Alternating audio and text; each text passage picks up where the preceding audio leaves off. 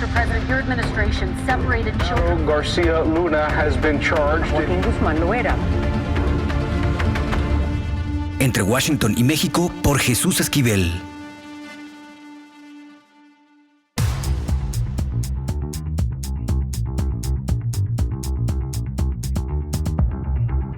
¿Qué boles? Bienvenidos a Entre Washington y México. Contamos ahora con la presencia de David Peña, quien es un abogado defensor de derechos humanos, que nos va a hablar de un caso emblemático que se sigue arrastrando en nuestro país y que tiene que ver con el tema de la prisión preventiva y oficiosa. Hay un evento ante la Corte Interamericana de Derechos Humanos de la Organización de Estados Americanos que tiene que ver con un asunto que lleva más de 17 años ahí pendiente, un tema precisamente de esta naturaleza, con dos personas, Daniel García Rodríguez y Reyes Alpizar Ortiz, quienes han sido víctimas de tortura y de violaciones al debido proceso y a la libertad personal. Es por eso que es muy importante que David nos hable de esto, porque puede marcar un antes y un después en la historia judicial de nuestro país, un posible fallo de la Corte Interamericana. David, cuéntanos de qué se trata. Gracias, Jesús. Bueno, un agradecimiento por la invitación, por la oportunidad de compartir esta reflexión. Y mira, es un caso, Daniel García y Reyes Alpizar contra México, es un caso que inicia en el año 2002, cuando las dos personas son detenidas, una en febrero, otra en octubre, y son torturadas, son arraigadas y son sujetas a un proceso penal por presuntamente haber participado en el asesinato de una regidora de una alcaldía en el Estado de México, de un ayuntamiento en el Estado de México. Ese caso, que inicia en el 2002, se configura o se confabula dentro de una orquestación política en ese momento del PRI en contra de las alcaldías del PAN, que estaban siendo, digamos, gobernadas en ese momento por el PAN, para pues mandar este mensaje político en contra de la oposición que estaba ganando espacios. Así, en ese marco se da esta acusación, se detiene a estas personas, insisto, se les tortura, tanto física como psicológicamente, y se les sujeta a un proceso que duró 20 años el proceso para poderlo concluir. Pero ellos dos estuvieron sujetos a prisión preventiva durante 17 años y medio, sin sentencia, sin acusación firme, sin ninguna prueba que sustentara lo que estaba formulando, digamos, acusando el Ministerio Público. Por eso llama la atención del sistema interamericano de derechos humanos por desde luego, la fabricación de pruebas, la manipulación en ese contexto político que se hizo de esta acusación en su contra, pero sobre todo por el tiempo en que estuvieron en prisión preventiva. Ya les explicaré, pero se interpusieron infinidad de recursos judiciales para terminar con esa prisión preventiva, y uno de los obstáculos fue que justo desde el 2008 hacia acá, al tratarse de una prisión preventiva oficiosa, es decir, automática, se cerraron todas las posibilidades para que ellos pudieran cambiar esta medida cautelar y ser puestos en libertad. Y es hasta el 2019 en el que logran este cambio de medida cautelar.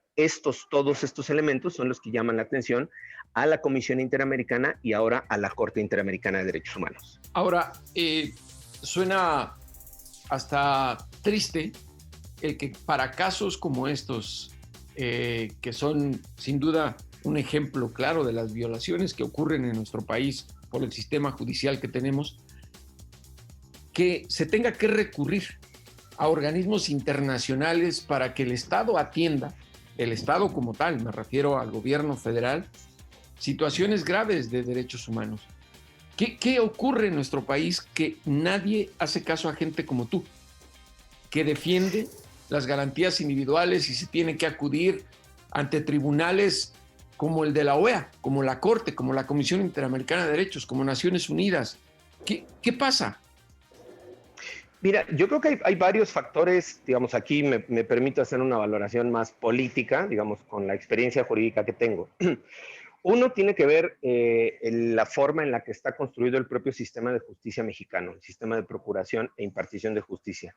Aunque desde el 2008 y en el 2016 se logró terminar o consolidar, digamos, un proyecto de transición de un sistema inquisitorio a un sistema adversarial, a un sistema oral, no se han logrado dejar atrás todas estas viejas prácticas que durante prácticamente un siglo se traían desde el lado del Ministerio Público. Yo primero centraría en el tema del Ministerio Público.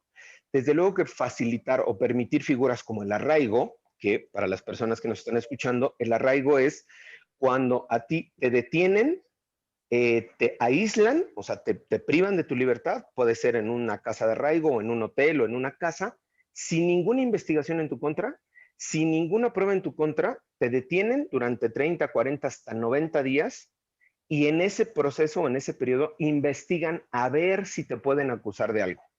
La prevalencia, la existencia de ese tipo de figuras, como en el caso del arraigo, ha facilitado que los ministerios públicos continúen abusando de este tipo de medidas. Aparejado con eso, la otra medida de prisión preventiva oficiosa, en el 2008 se hizo un catálogo de delitos, en el 2019 se amplió ese catálogo de delitos, y ahí me parece un dato importante, Jesús, que hicimos un análisis para el marco de la audiencia, y era cuando hablábamos de la prisión preventiva oficiosa en el 2008, en el catálogo del 2008 hablábamos de entre 35 y 40 conductas delictivas, no solo delitos, no voy a meterme en la diferencia, pero hay conductas delictivas que eran sujetas a prisión preventiva oficiosa, más o menos entre 35 y 40.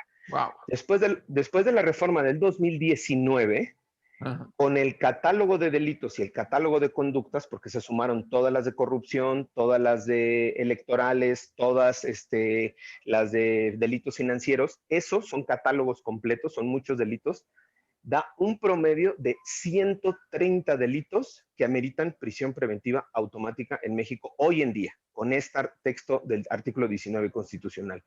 Eso, desde luego, que ese tipo de figuras, pues han debilitado o evitado más bien que se fortalezca el sistema de investigación por parte de los ministerios públicos. Y si a eso le sumamos la costumbre que tienen muchas fuerzas policiales de torturar y de que la tortura no es sancionada, ahí entra en connivencia el Poder Judicial también, de que esa tortura no es sancionada, digamos, todos estos elementos van colocando un cóctel, van colocando un cóctel en donde lo que se normaliza son las violaciones a los derechos humanos. Las voces, como mi voz como defensor de derechos humanos, llevando y representando casos de violaciones a derechos humanos, son la voz en el desierto, pero además seguimos siendo voces criticadas porque la normalización es que se detenga a las personas, que se les torture, que se les golpee, que se les acuse sin pruebas y sin elementos, y después se averigua o después entran a un proceso. Entonces,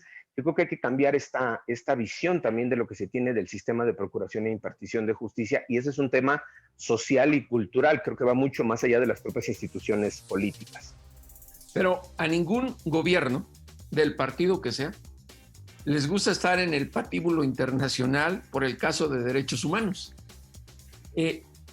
Recordemos que este gobierno, el del presidente Andrés Manuel López Obrador, prometió justamente cambiar lo que veníamos arrastrando en materia de violaciones a los derechos humanos por el marco constitucional, judicial, como tú quieras. La pregunta que te hago, David, y en relación a este asunto que ahora está en la Corte, ¿hay esperanza de que dejemos estas cosas tan arcaicas que seguimos arrastrando? Mira, yo creo que hay esperanza en tanto que sí se logre cambiar o se logre redimensionar la importancia del respeto a los derechos humanos.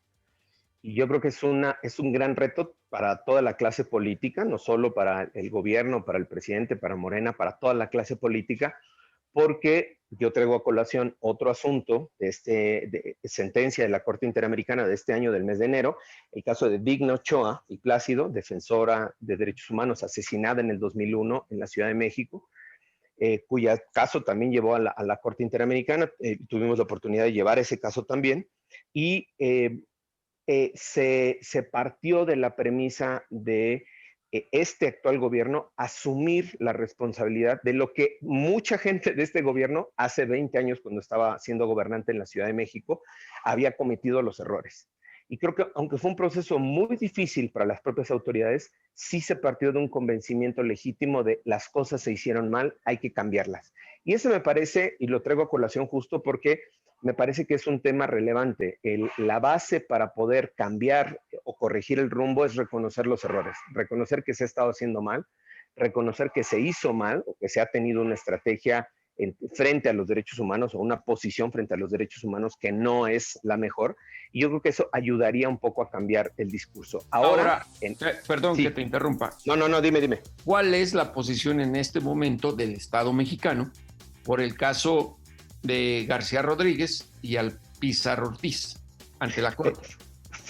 Nosotros lo calificamos como lamentable la posición del Estado mexicano. Vergonzosa fue la posición, así.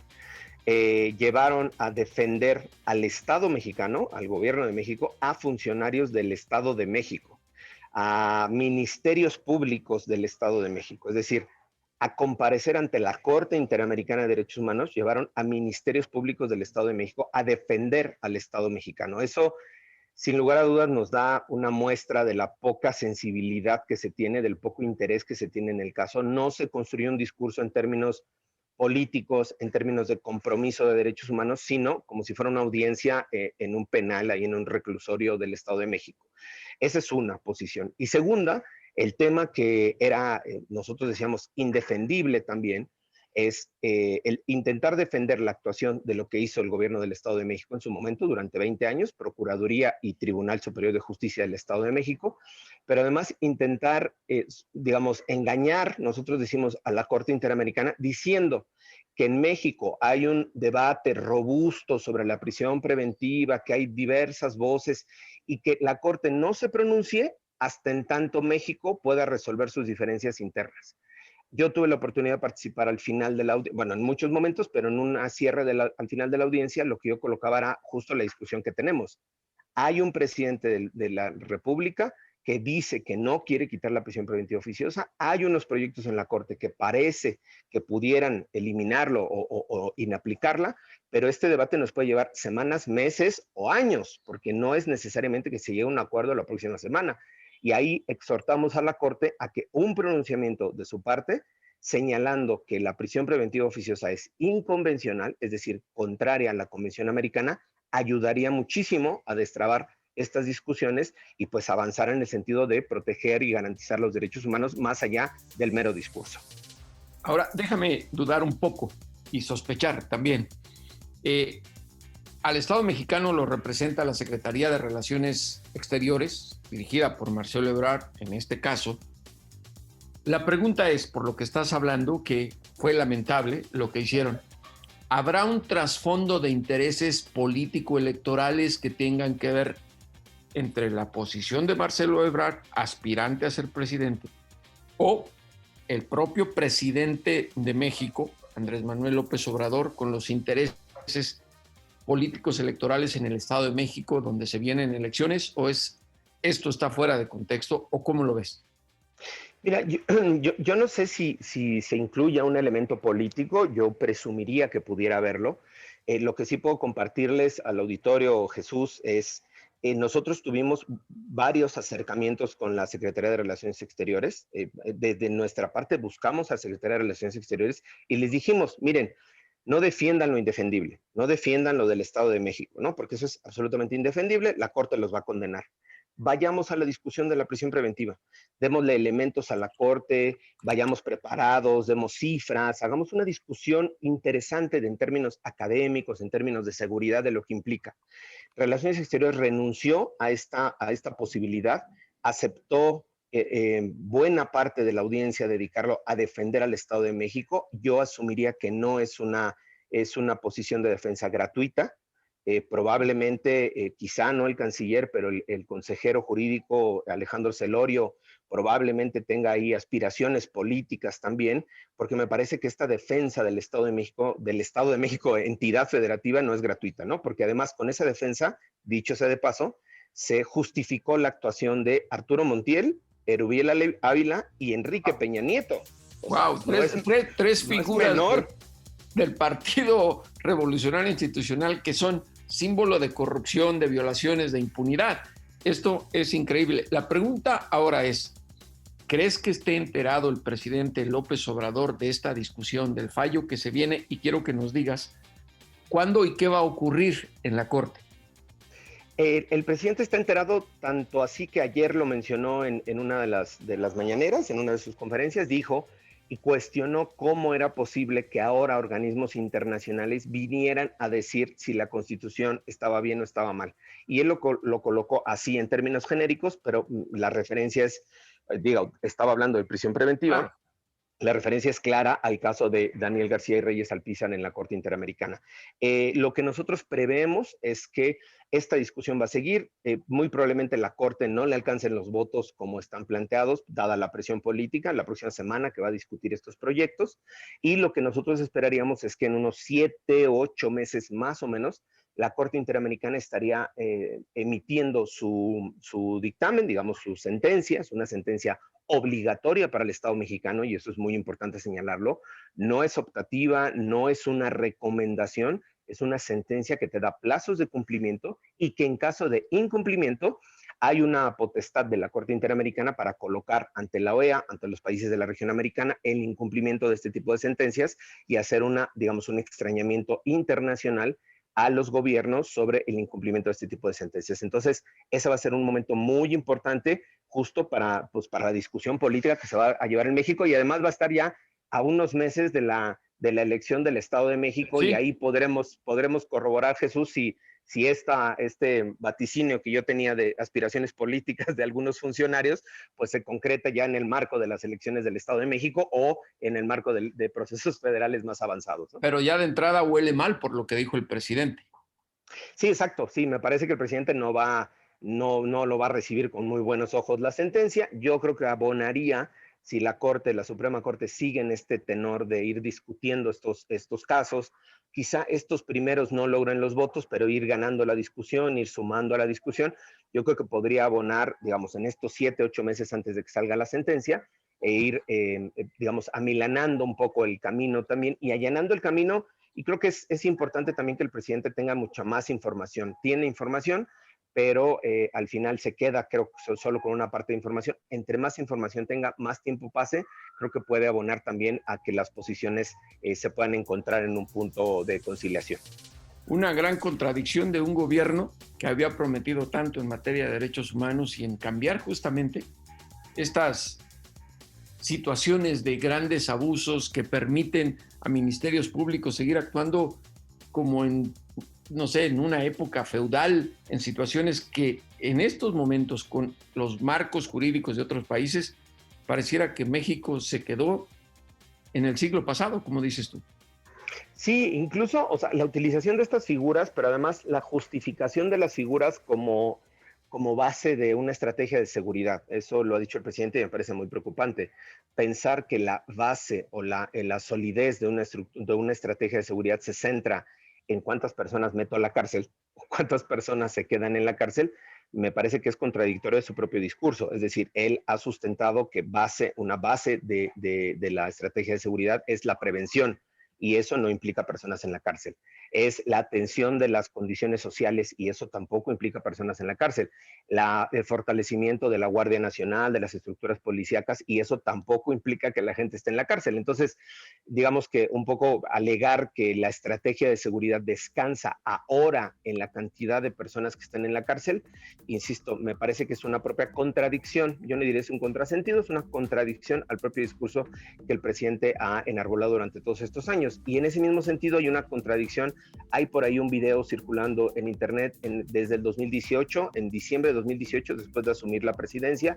El presidente se compromete y públicamente dice: todas las recomendaciones de organismos internacionales serán cumplidas y acatadas en México. No vamos a escatimar en cumplir todas las recomendaciones. Y eso creo que, pues en este caso, tendríamos que traerlo a colación 4 años después, pero a colación dada la relevancia que se viene de la sentencia, que podría sí declarar inconvencional, es decir, contraria a la Convención Americana, el arraigo y la prisión preventiva oficiosa que están en la Constitución mexicana. David Peña, abogado defensor de derechos humanos, gracias por esta plática en Entre Washington y México. Concluiría nada más con un pesimismo. No se ve nada positivo el panorama y, como decía uno de los grandes periodistas en el mundo, todos los gobiernos mienten y los políticos siempre cambian de posición respecto a sus intereses cuando están en el poder. Muchas gracias por esta conversación con Entre Gracias, Washington. Jesús. Gracias, Jesús. Saludo al auditorio.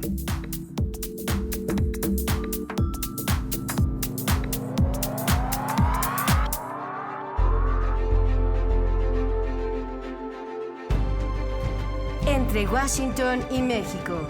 Una revisión semanal por la agenda bilateral y sus protagonistas.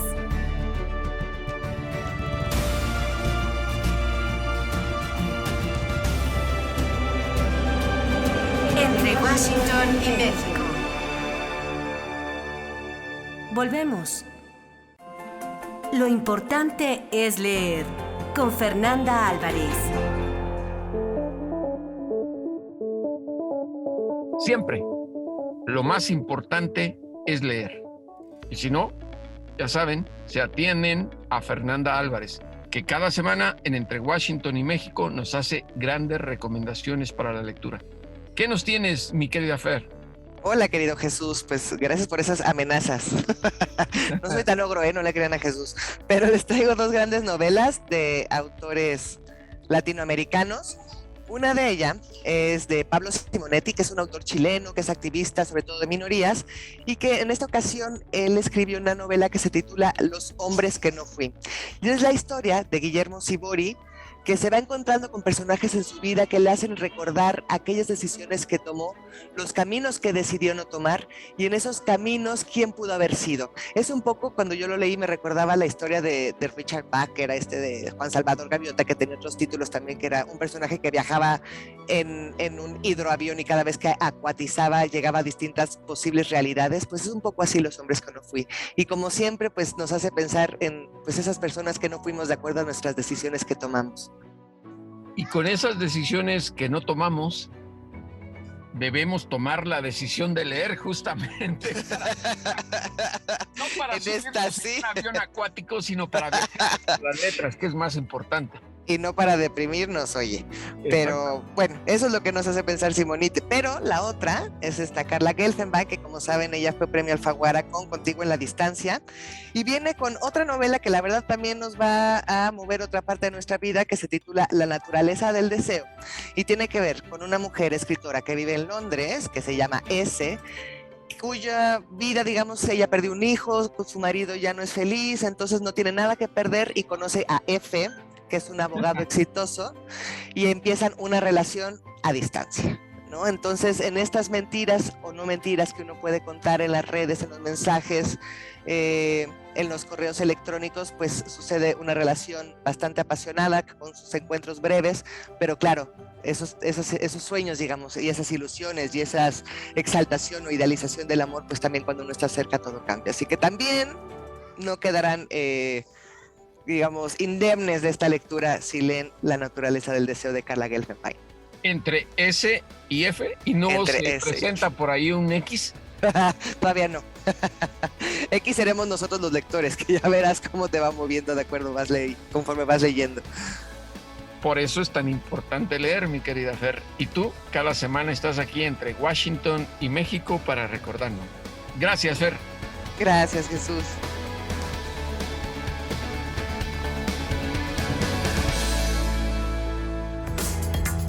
Pucha Play con Gonzalo Lira.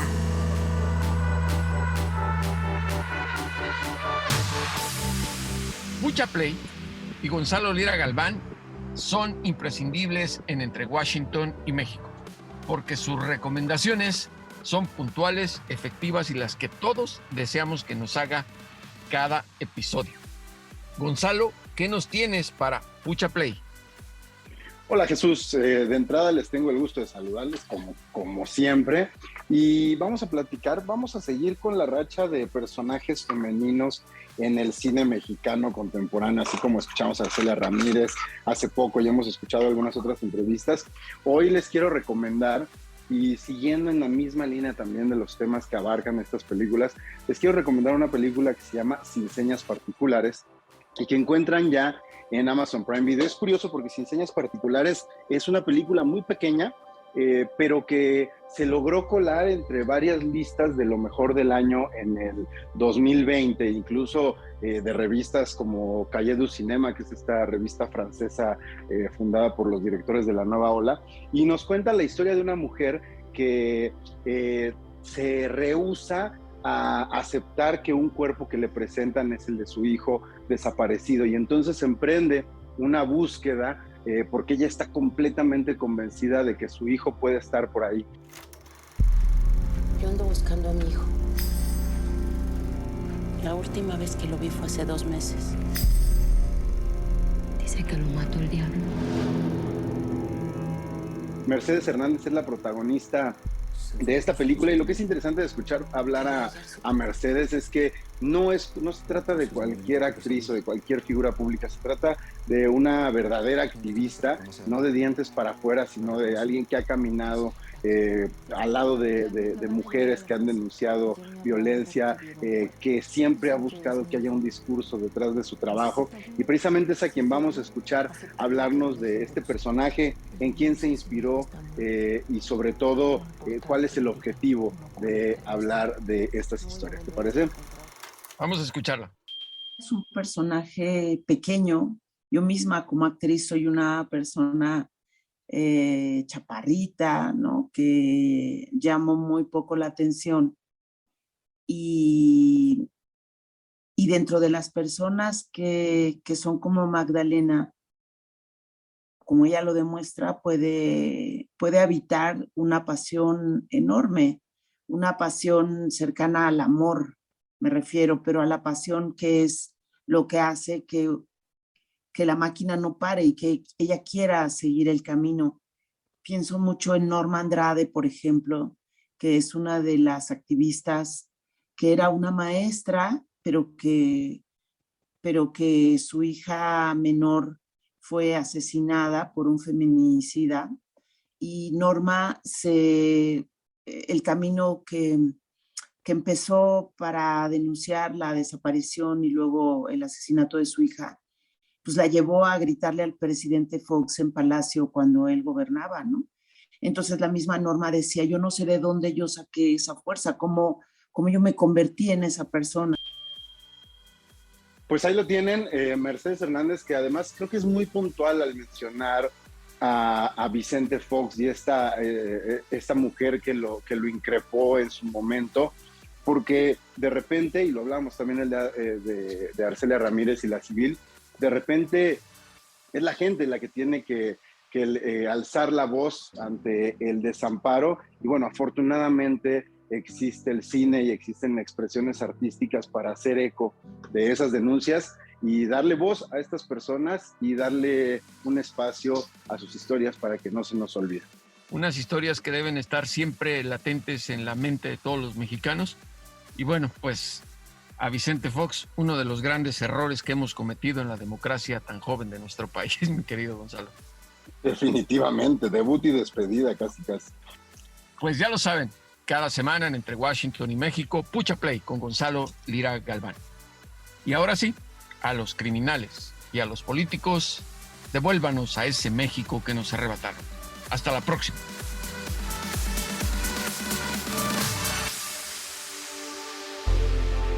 Esto fue Entre Washington y México, una revisión semanal por la agenda bilateral y sus protagonistas.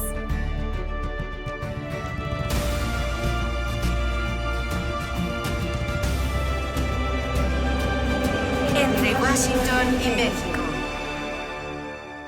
Esta es una producción de Fluxus Comunicaciones.